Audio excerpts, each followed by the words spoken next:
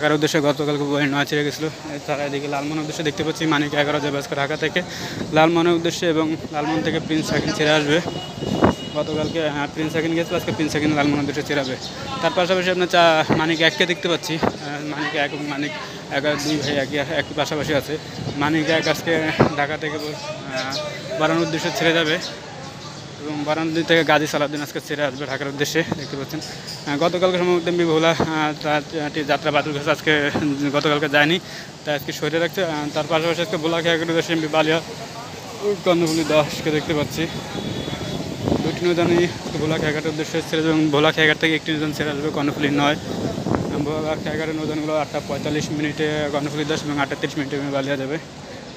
তার পাশাপাশি আমরা ঘোষার উদ্দেশ্যে দেখতে পাচ্ছি দুলিয়াকে ঢাকা দেবলা দুলিয়া ঘোষার পাঙ্গাসা বাজারঘাটগুলো ঢাকা থেকে 6টা 30 মিনিটে ছেড়ে যায় দুলিয়া 1, এবং আজকে ঘোষার থেকে ছেড়ে আসবে